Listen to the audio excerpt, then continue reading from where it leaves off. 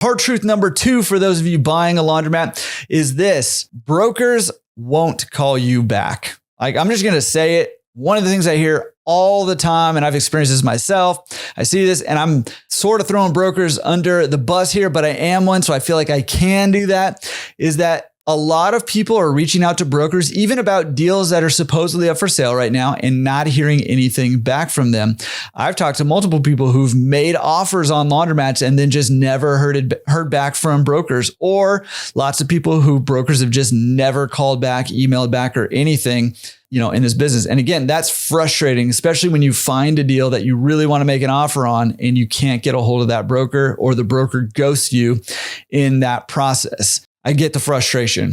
Okay. And I'm frustrated about that too. I think we need more accountability in this industry for small business and laundromat brokers. And that's on the to-do list.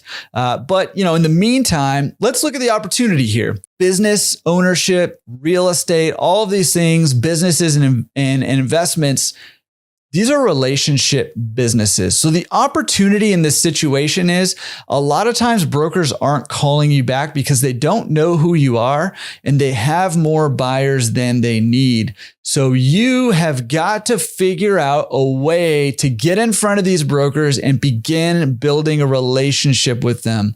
Now, I would probably stop short of following them home or something like that, but I would be doing everything possible to try to get face-to-face with a broker and to try to introduce yourself, to let them know what you're looking for, to let them know that you're serious, to let them know that you've done your research, you understand this business, right? And it's out of these relationships where deals come. And it's one of the reasons why, I've said this before, like once you get your foot in the door in this business, more deals and more opportunities open up to you.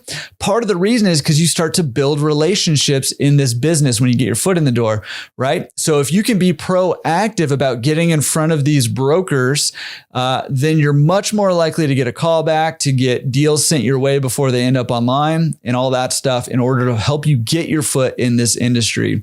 And I'll say too that sometimes you can just bypass the brokers altogether and go directly to the owners of the laundromats and see if they're willing to sell. So don't rely solely on the brokers, but if you're struggling with getting callbacks from brokers, do everything in your power to get face-to-face with them. Buy them a coffee, show up at their office, harass them, squeaky wheel style, right? Like do what you got to do to get in front of them.